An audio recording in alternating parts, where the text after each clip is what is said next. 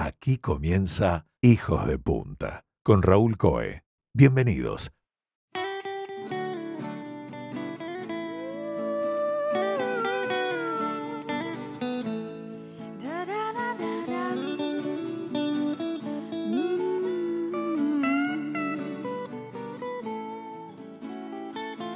Hoy, en Hijos de Punta, vamos a conversar con uno de los expertos más destacados de nuestra región en los temas del mundo del trabajo y de las organizaciones.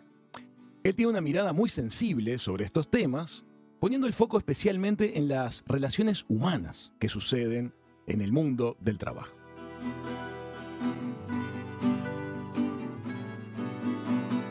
Hola Andrés.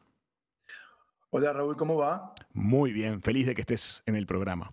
Andrés es el profesor Andrés Hatun. Él se formó en Inglaterra, en la Warwick Business School. Ha sido consultor en temas de organización y de management en muchas de las empresas más importantes del mundo. Es profesor de la Universidad Torcuato Di Tella, en la Argentina. Es conferencista, autor de muchos libros fascinantes y está lleno de experiencias para compartir con nosotros. Gracias por este ratito con nosotros, Andrés. Gracias a vos. Uno de tus muchos libros me interesó particularmente porque tiene que ver con un aspecto que no suele ser tratado a nivel de liderazgo, de los estudios de management.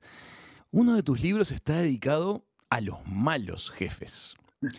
Me gustaría que profundicemos un poquito y contemos ese enfoque tuyo acerca de los malos liderazgos.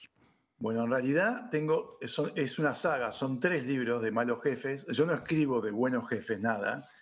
Hay mucho escrito sobre cómo ser bueno, y es una estupidez me parece, pero cómo develar la cara B de la gente, de decir qué pasa con el líder malo, es interesante. Y ahí hay 3 libros, uno es El Antilíder, otro es Infierno, y el último que acabo de sacar es una novela de management, es ficción, y tiene una cajita de herramientas al final que se llama Desactivar la bomba, una historia de líderes peligrosos.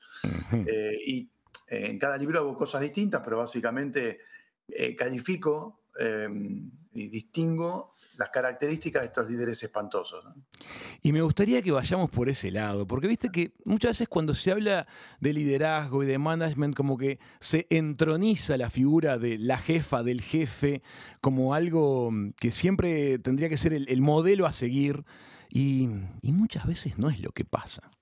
No, sí, justamente me parece que la mayoría son los modelos a no seguir, son los que te arruinan la vida, que te hacen la vida un espanto, te joden por todas partes, llegás estresado. Yo lo llamo jefechotismo, ¿no? Es ese jefe pésimo, es el que te arruina la vida, el que está ahí para joderte, básicamente. ¿Y qué características podemos enumerar para ver esas señales de esos malos casos? Bueno, hay muchas formas de clasificarlos, ¿no? Pero si tomás una matriz en donde un eje sea una persona que le da valor a la organización, y por otro lado tenés otro que destruye los valores de la organización, y en el otro eje tenés el que considera a la gente activo estratégico, y del otro lado activo descartable.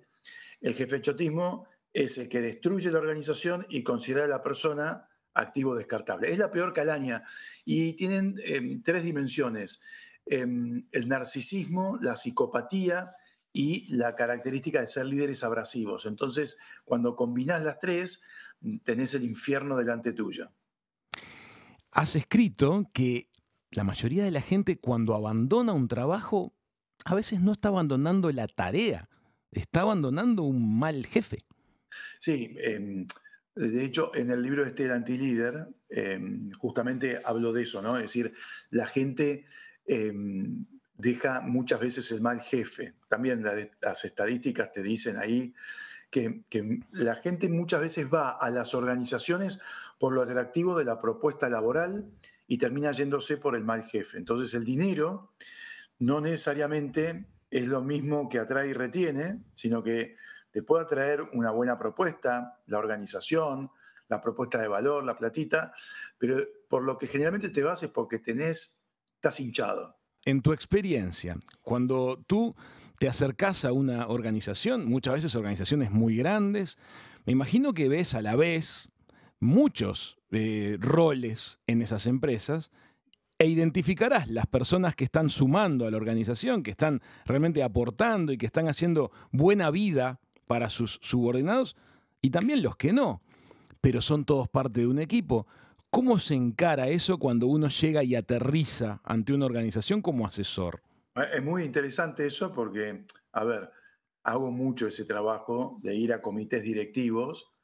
La peor situación es que cuando el que te contrata, el CEO de la compañía, es el problema. Claro, ¿Sí? pasa, Porque puede pasar. ahí, después de hacer un diagnóstico, tenés que decirle, flaco, Sos por lo que vos. fuera, el problema sos vos. Entonces, o te vas o cambiás. Después, cuando hay problemas en el equipo directivo, los problemas pueden ser muy distintos. Pueden ser por ineficiencia, porque hay gente que ya no está para la tarea, pero hay problemas también porque muchas organizaciones, por alguna razón, trabajan en silos. Y al trabajar en silos, tenés ese líder que trabaja para sí mismo, para su poder. Entonces hay que romper los hilos, y a veces los hilos hay que romperlos a patadas o terminar echando a esa persona, porque no hay forma de que ese equipo funcione, sino, ¿no? Cuando decís silos, te referís a que la empresa está compartimentada. Absolutamente, es eso. Cada uno trabaja para su área, pero la fusión y la colaboración no existe. Y eso es un poco el arte del asunto, ¿no? Esas empresas que funcionan bien y que logran cosas que otras no, suele ser en base a a la comunicación de sus ramas. Sí, pero increíblemente vos sabés que a veces voy a empresas que tienen un nombre maravilloso, son reconocidas, y cuando ves cómo funcionan adentro decís, no entiendo cómo sobrevivieron, Mira, ¿viste?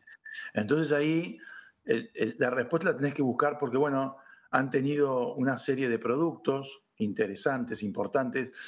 Hay un rezago, viven del rezago, digamos, de lo que va quedando, o han tenido un momento donde vieron estratégicamente cómo era el tema, pero no le dan con el equipo directivo. Y eso a la larga es básicamente un llamado a la muerte de esa organización, ¿no? Hay cuestión de tiempo nada más. yo tomé contacto con tus libros en un posgrado de gestión y una cosa que me llamó la atención, me hizo pensar mucho, es estos casos de los líderes malos, de la gente que no enriquece la vida de sus grupos de trabajo, que se dedica a verticalizar, a actuar de mala forma. Ha ido cambiando con los años el nivel de resistencia al daño. Es Sí. decir, siento que tal vez la generación de nuestros papás tenían como más resistencia a las heridas, al sufrimiento, que la que se ve hoy. Ahora la gente no parece estar muy dispuesta a soportar mucho tiempo malos liderazgos, ¿no? Sí, es así, es totalmente. Las nuevas generaciones, a partir de los millennials y ahora la nueva generación Z, son personas, no lo soportan. Es decir, vos vas a un chico y decís, "No, mal jefe", se van. Es decir, porque primero están ellos, su desarrollo, su carrera y el compromiso con ellos mismos, y después el resto. Entonces, si vos tenés un imbécil delante, ese problema es de la compañía. Y ahí es donde hay que tener en cuenta que antes uno se bancaba a los imbéciles porque uno era un poquito imbécil también y se bancaba todo, o porque estaba esta idea del compromiso con el trabajo y la organización y de zaraza. Pero sobre todo después de la pandemia hubo un cambio muy radical en esto del jefe que controlaba en la oficina tuvo que cambiar a un jefe que confiaba a la distancia. Ese paradigma, ese cambio, no fue posible para todos, por lo cual hay algo diferente, más la nueva generación. Pensá que la nueva generación Z empieza a trabajar en el momento de la pandemia. Ujú. Entonces ya tienen un chip completamente distinto. Estos chicos van a una entrevista laboral y te preguntan, ¿cuánto voy a ganar? Flexibilidad, ¿de dónde voy a trabajar? ¿Cuántos días tengo que ir a la oficina? Plata. Y si te agarra un generación X de mi edad, decís, ah, mirá, mi amor, qué lindo.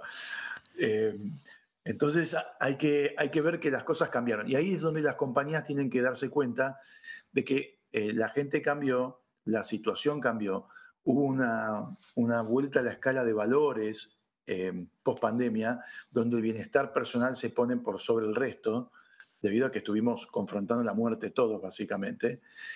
Por lo que es muy importante a quién promocionás para roles de liderazgo, ¿no?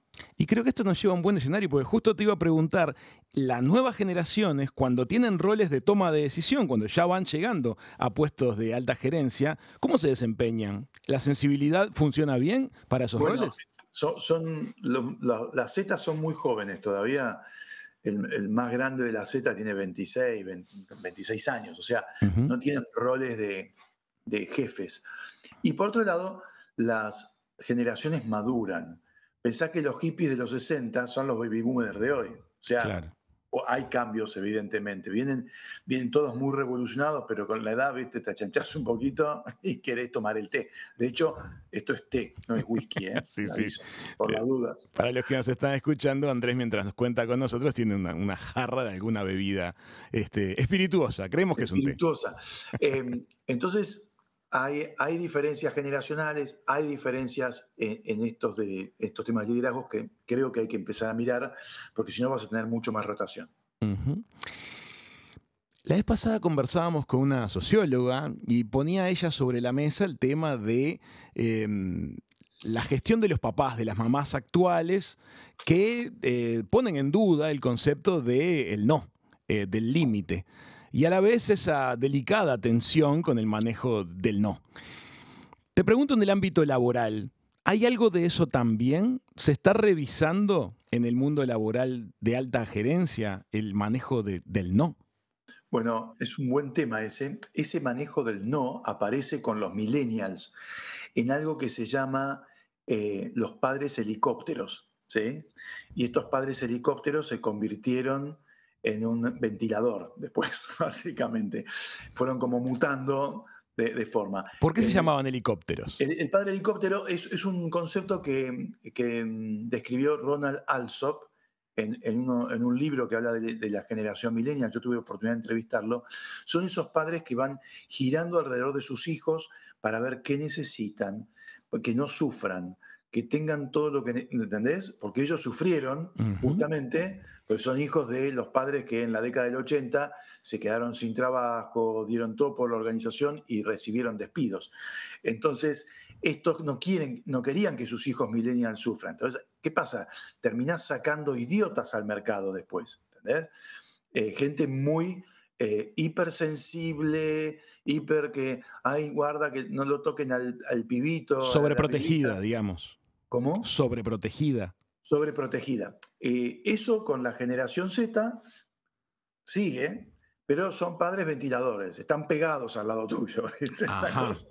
Ahí ves la diferenciación.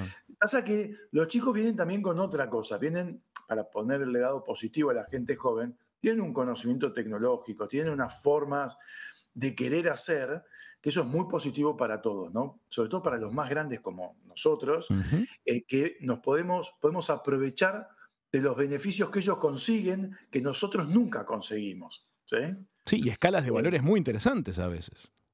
¿Cómo? Escalas de valores muy interesantes. Sí, bueno, no sé si interesantes, pero distintas. Terminan siendo interesantes, pero son muy distintas, porque proponen el bienestar de ellos por sobre todas las cosas. Es un poco egoísta, pero la verdad es efectivo a la hora de decir, che, quiero vivir bien, y bueno, si lo lográs, felicitaciones. Sí, es interesante a nivel de logros que se van viendo, se van observando, en cuanto sobre todo a las negociaciones de condiciones laborales, que sin duda, tal vez unos años atrás eran difíciles de lograr, y sobre todo de poner sobre la mesa, de plantear. Y se observa un desparpajo que está muy bueno, es interesante verlo. Me gustaría tu opinión. Eso te digo, eso empezó con los millennials y se potencia con esta generación, ¿no? Pero ya tiene unos años esto de que la gente exige cosas diferentes. Fíjate que por algo empresas como Google te generaron un espacio completamente distinto de trabajo, esto afectando a los millennials, ¿no? Hoy los centennials o la generación Z ya ni siquiera quiere espacio de trabajo, lo que quiere es trabajar desde donde tenga ganas de trabajar.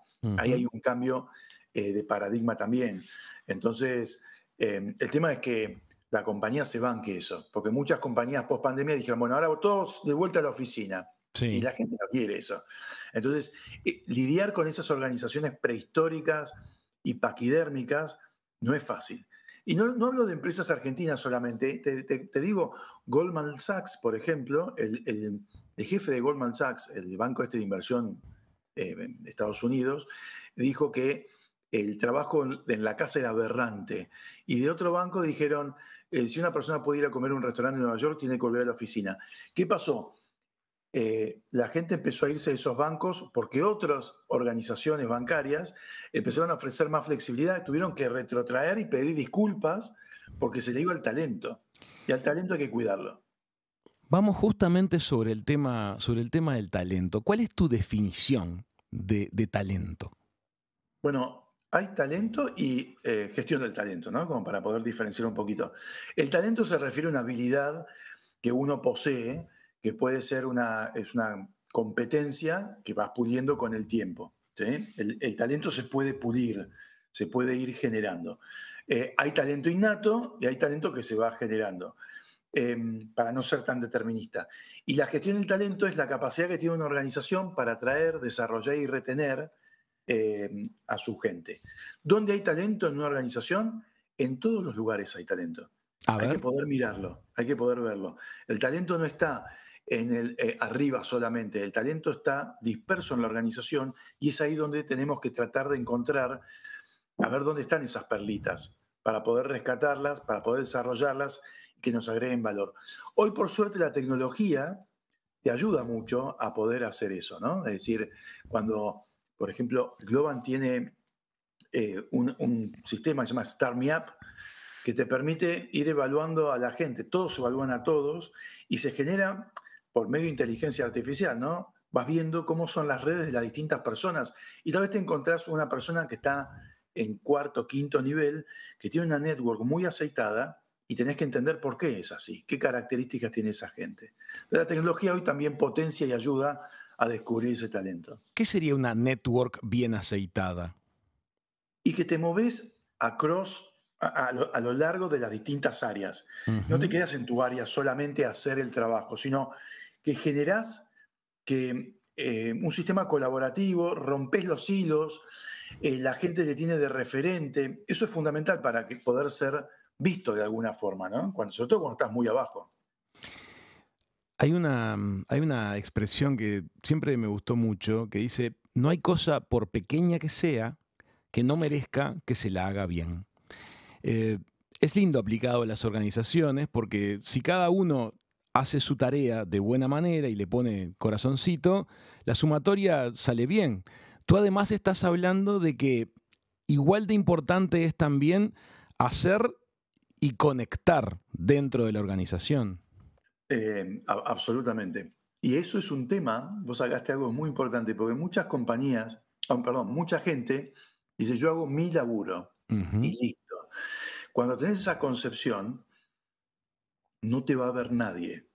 Yo hago mi laburo, Entonces, no es para el mundo actual. no, vos es saltar las barreras de las áreas, es lo que te permite a vos ser conocido y reconocido, justamente. Primero haces tu trabajo bien y después, digamos, podés colaborar con otros y eso está muy bien visto. Otra frase, hablando de disparadores de conceptos, que lamentablemente a veces la escucho muy seguido y con la que me siento horrible, me interesa tu punto de vista, es que se hagan cargo. Una expresión que está muy en boga, que se hagan cargo. Tiene una connotación que yo al menos no disfruto, que es la ajenidad respecto del problema que está en cuestión. Exacto. ¿Cómo la Vos sentís vos? fíjate, vos fíjate, eso es cuando no funcionan bien las cosas en las empresas o cuando las estructuras no están bien pensadas porque hay overlapping de posiciones. Entonces, también no es solamente culpa de la gente, puede ser que la estructura es un desastre y entonces se repiten tareas y se echan culpa. Entonces hay que revisar un poquito cómo estamos organizados para que la gente pueda hacer bien su trabajo. Y después de asegurarnos, mira, vos podés tener las mejores prácticas de recursos humanos, contratar el mejor sistema de compensación, la evaluación, pero si vos contratás estúpidos, vas a tener estúpidos que pasan por buenos sistemas de recursos humanos, lo cual te sirve para nada. Por lo cual, seleccionar bien la gente que es adecuada para tu empresa es la clave, ¿sí? Vos sabés que aquí en Uruguay tenemos una enorme cantidad de pequeñas y medianas empresas. El grueso de la actividad económica del país no está compuesto por gigantescas empresas, sino por la sumatoria de muchísimas pequeñas y medianas. Esas empresas, a la hora de salir a buscar equipos de trabajo y conformar equipos de trabajo, tratan de hacerlo como pueden, de la mejor forma que les es posible. Desde tu óptica, ¿es realmente el camino correcto buscar empresas que se dedican a selección de personal? Mirá, a ver, depende qué busques y para qué tipo de organización. Cuando sos una empresa muy grande, no tenés opción porque tenés que hacer el outsourcing, la tercerización de esa búsqueda, porque no te da la estructura de recursos humanos, es más eficiente. Es más, hoy con la inteligencia artificial hasta podés hacer los primeros filtros y está todo bien. Cuando sos pyme, es importante encarar la búsqueda uno como organización, porque hay un tema cultural que es muy fuerte. Entonces, le podés delegar al tercero el screening, que se llama la primera parte, y después, si querés, que te mande una terna, pero sos vos el que elige, como siempre, es la compañía, pero tiene que estar más involucrada la compañía, porque hay temas culturales que viste, es de piel. Te Es entiendo. ¿cómo explicarte? Es que, El como lo dueño hemos tiene que vivido muchas entender si veces, es esa que persona va a poder trabajar ahí. Sí, te lo pregunto porque muchas veces la escala local requiere esa escala humana en la búsqueda de los equipos de trabajo y también en el desarrollo del talento, en la forma en la cual se genera una cultura interna de cada pyme. Sí, además, ojo, no todo el mundo quiere trabajar a pymes, porque la gente que está muy formada, muy preparada, con un MBA, dice, bueno, la pyme tiene un techo. ¿Quién es el techo? El dueño y los hijos del dueño. Entonces ahí tenés que ver como pyme cuál es el techo de los profesionales que vas a incorporar, porque si vos te traes un avión, el avión quiere volar. Y si vos le cortás las alas rápido, la verdad que no es una buena experiencia para nadie.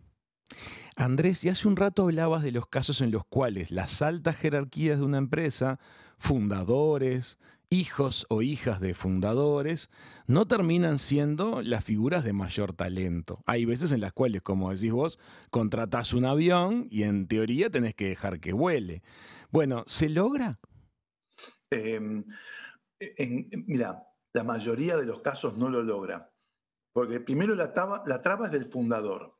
Es como, esto, hablando mal y pronto, no se muere más. El fundador no se muere más. Y estás deseando que algo pase, que se retire al más allá para que se mueva la compañía. Es la peor de las circunstancias porque la compañía no tuvo la transición para la nueva generación. Entonces, generalmente esto es así. La primera generación, la que funda, es gente que laburó un montón, se arremangó. La segunda aprovechó, la tercera la fundió. ¿Sí? Una la funda y la tercera la funde. Claro. Es los fundadores ricos, padres pobres y los nietos imbéciles, básicamente. Y la funden por imbéciles, porque no saben hacer. Y eso es culpa de sus padres, sus abuelos, que no supieron involucrar o armar un protocolo familiar para saber qué familiar puede incorporarse y cómo profesionalizar, que es la gran mala palabra. Hay dos malas palabras en las pymes: profesionalización y sucesión. Y ahí viene algo que te quiero preguntar. Muchas veces, como bien decís, una generación se arremangó, lo hizo todo, porque de alguna manera recorre todo un proceso productivo o todo un proceso de brindar un servicio, y cuando sale a buscar equipo de respaldo, salen a buscar también individuos muy polifuncionales. Claro, exacto. Eso es buenísimo, porque ese es el gran problema que tiene la pyme. Mientras que en la multinacional vos te especializás y haces reporting y haces un montón de cosas con nombres en inglés que son divinos, pero que es de especialización. En la pyme vos haces de todo.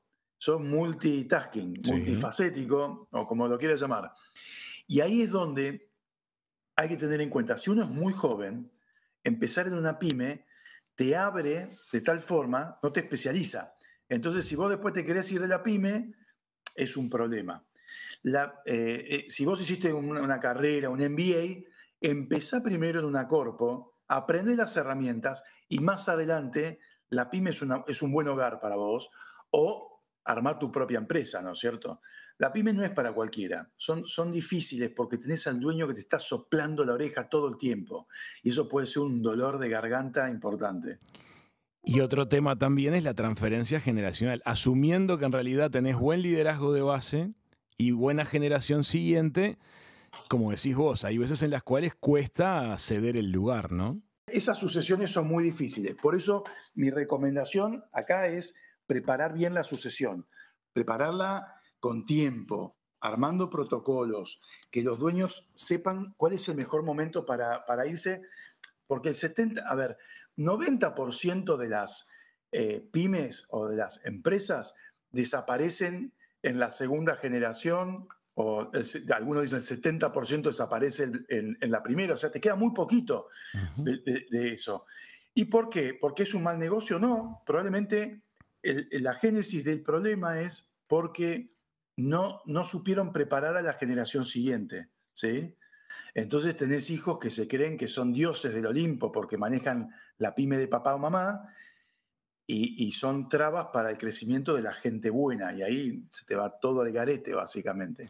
Y cuando ustedes como asesores los contactan en ese tipo de situaciones, pues imagino que tampoco es que los llaman con antelación, los llaman cuando ya está la sirena sonando. Siempre, por supuesto. Bueno. Eso. ¿Y cómo se navegan esas aguas turbulentas? Porque uno llega, me imagino que las reuniones se tiran con los cuadernos por la cabeza a veces. Sí, es difícil porque no hay autoconocimiento de que el problema son ellos. En las pymes, siempre que está el tema de sucesión y todo eso, el problema es el fundador, los hijos inútiles, los nietos salames, ¿viste? Siempre pasa por ahí.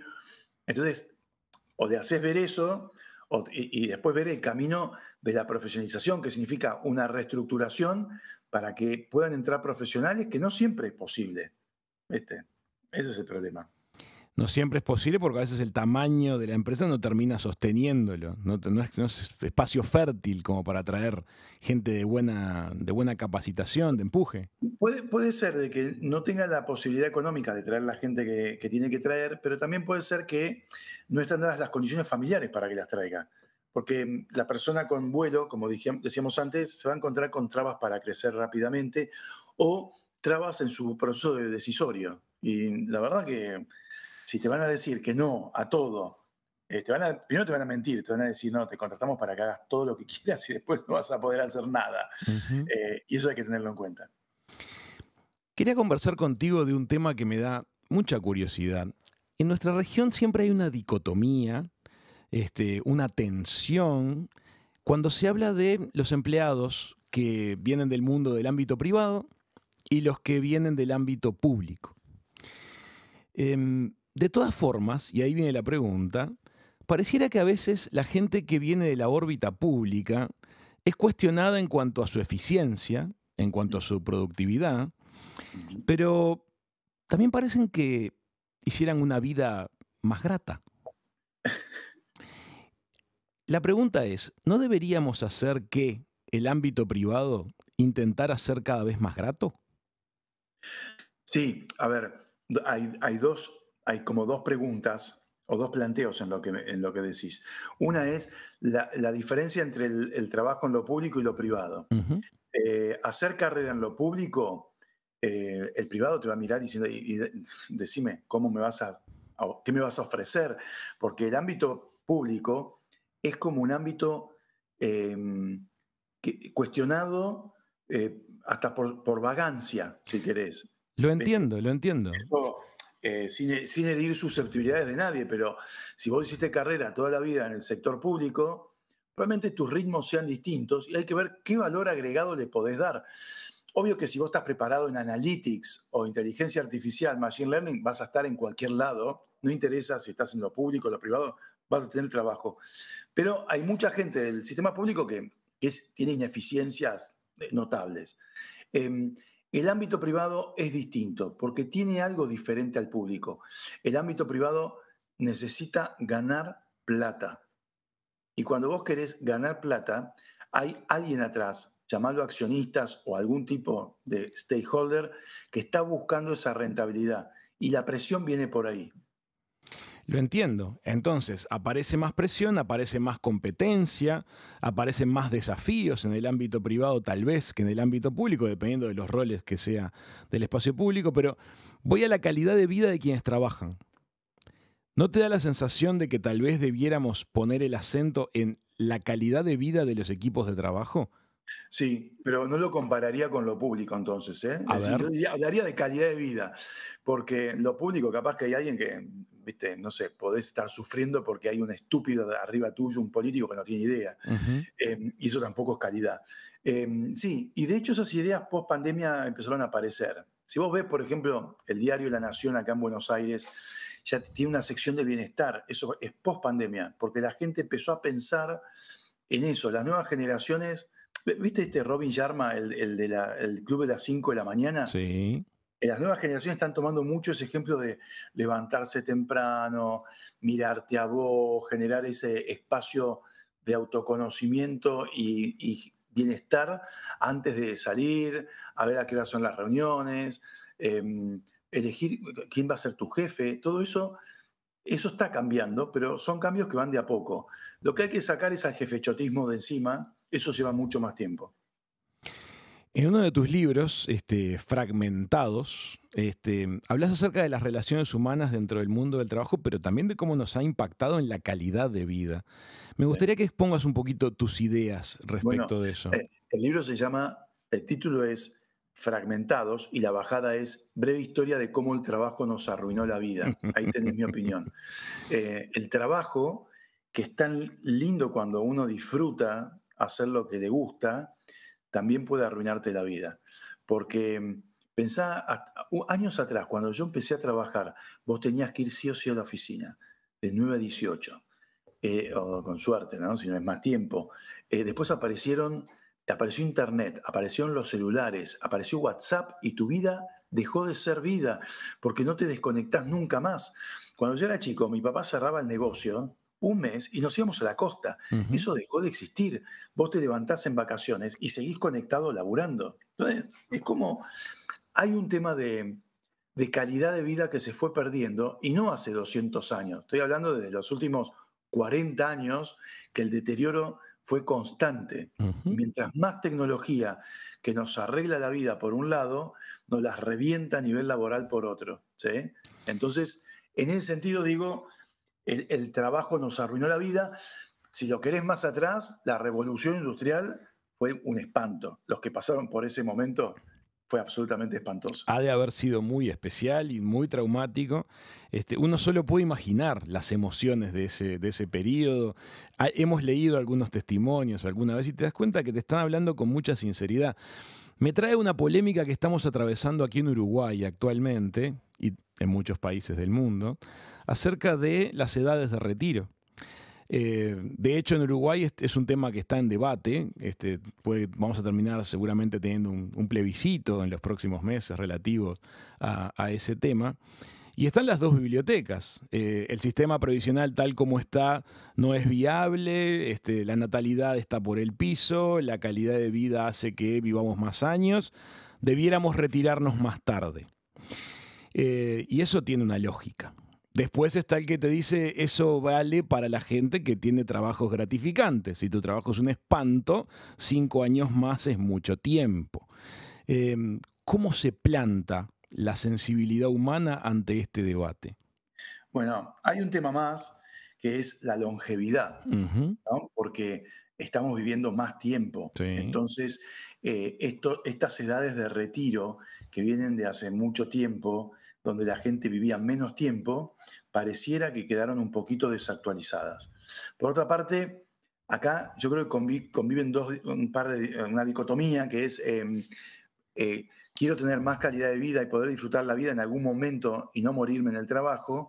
Y por otro lado, ¿por qué no poder trabajar hasta donde uno quiere trabajar en vez de que haya una edad obligatoria de retiro? Nosotros queremos que la gente tenga una edad de retiro, queremos que las cosas se hagan así, hay poca flexibilidad, por lo cual si vos pudieras retirarte pero seguir trabajando unas horas y eso no es un problema para el sistema, ¿cuál es el problema? A mí me gusta, uno flashea con la idea de retirarse más joven, ¿no? Para poder hacer cosas. Pero pensá, ¿no te vas a aburrir?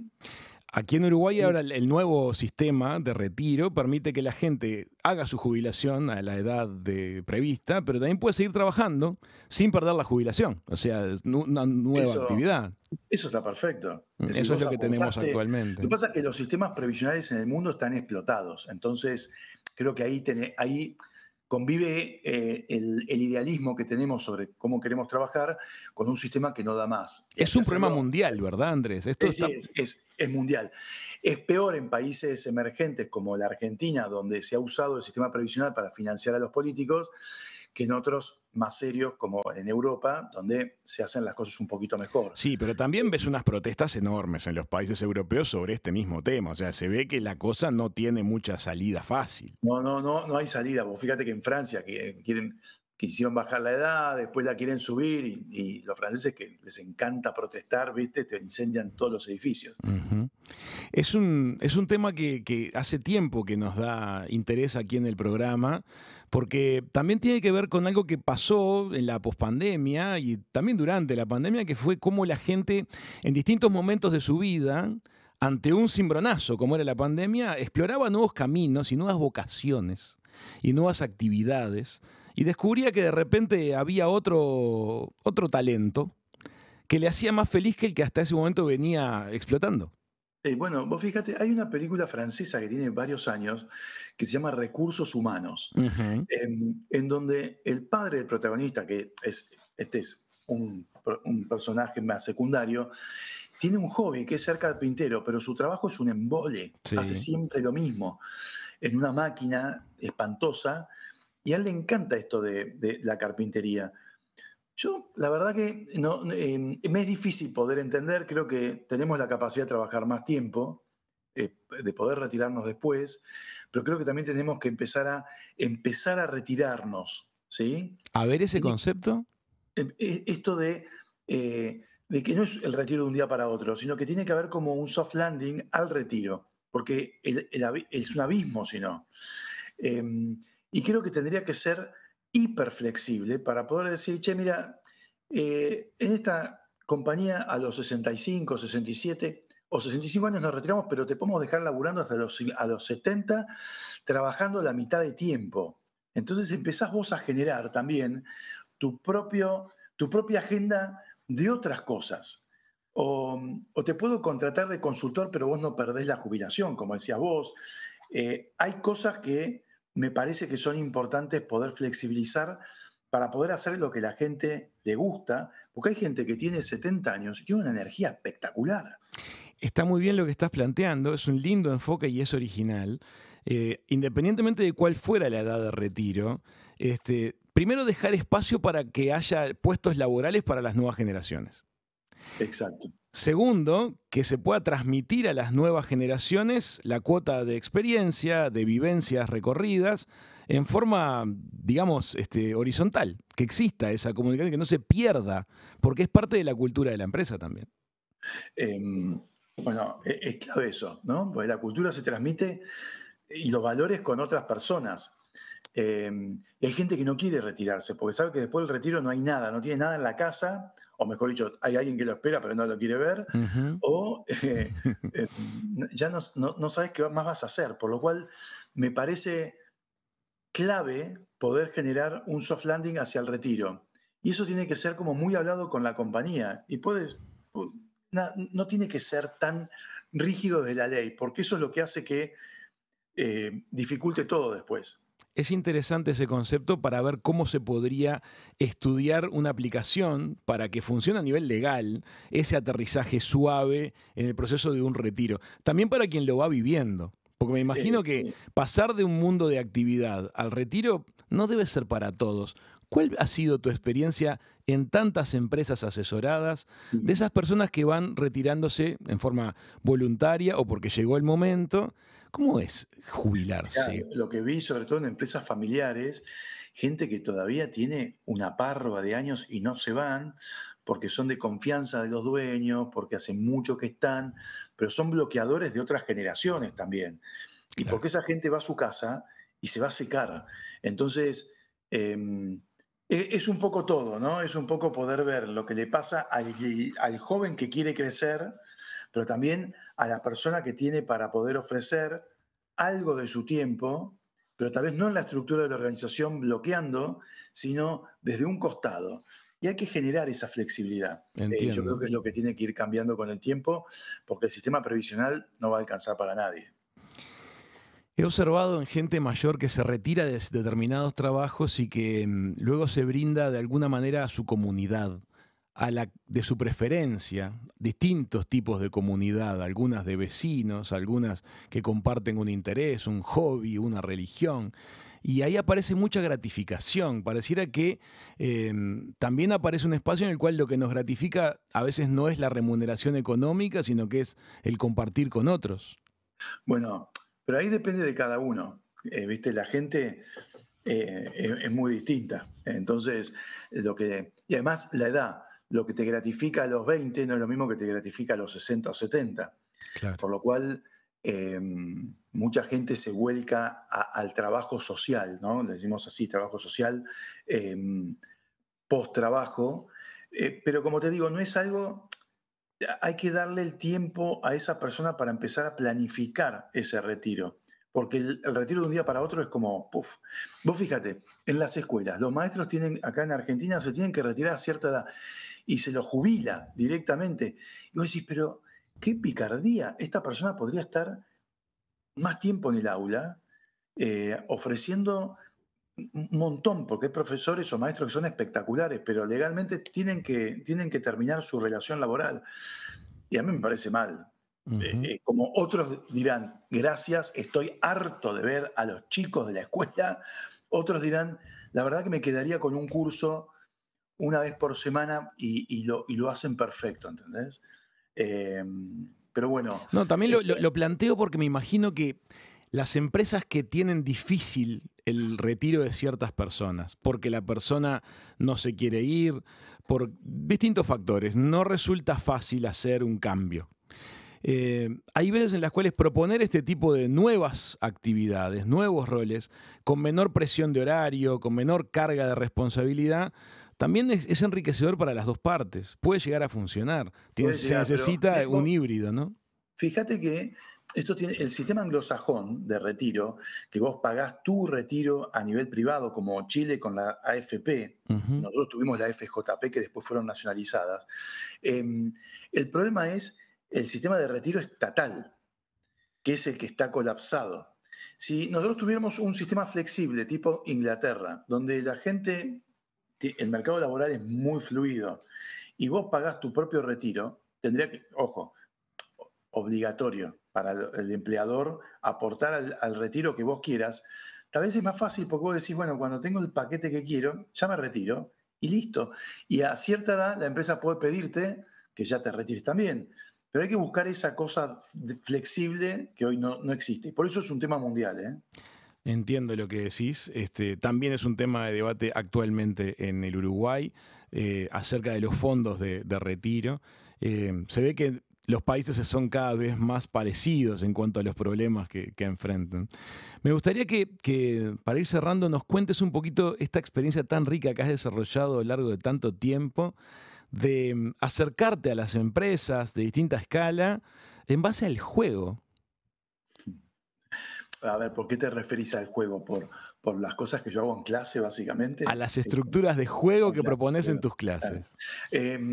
Mira, esto lo vi. Yo hice mi doctorado en Inglaterra, estuve 5 años, casi 5 años viviendo allá, y empecé a notar, obvio, con internet, con toda la tecnología que te dejaba te podía dejar atrás. Digo, ¿cómo te adaptás a ese adulto? Yo enseño a adultos, doy clases en el MBA y el Executive MBA. Entonces, lo que traté de ver es el tema de cómo aprende el adulto, entender cómo aprende el adulto. Y lo que intento generar en las sesiones de training o las clases es generar atención y tensión. ¿Sí? Atención y tensión, mirá. Atención y tensión. ¿Cómo generas atención con tensión? Porque hoy, pensá que cuando yo empecé a dar clase, algunos tenían computadora. ¿No? O sea, yo hace 29 años que doy clase. Correcto. Y hoy, cada vez fuiste con la vista más abajo. Después te apareció el teléfono celular, después el iPad, y siempre vas para abajo.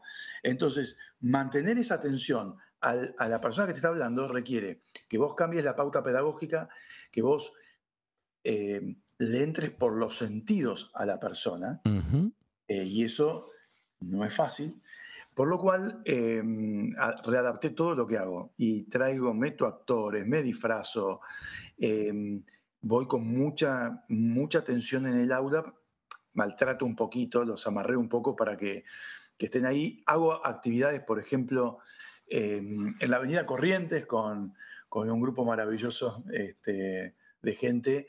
Los llevo a la Avenida Corrientes a trabajar con el público que está, la gente, el peatón que está ahí, que no los conoce. Así que hago bastantes cosas. La gente lo valora mucho porque los lleva a un lugar más incómodo, pero muy relevante en la vida directiva, que es, la vida directiva es incertidumbre, es incomodidad, y esto nos va a pasar. Va a pasar. Y aparte se recuerda, porque se graba muy fuerte lo que se vive en esas actividades. Creo que al principio me insultan, después me recuerdan con cariño, ¿sí? Seguro que sí. Andrés, te quiero agradecer mucho este ratito que has compartido aquí con Hijos de Punta.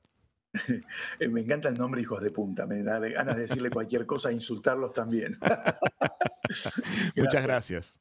A vos. Amigas, amigos, Andrés Hatun, uno de los expertos de nuestra región en el mundo del trabajo, en el mundo de las organizaciones, ha compartido un poquito de sus experiencias aquí en Hijos de Punta.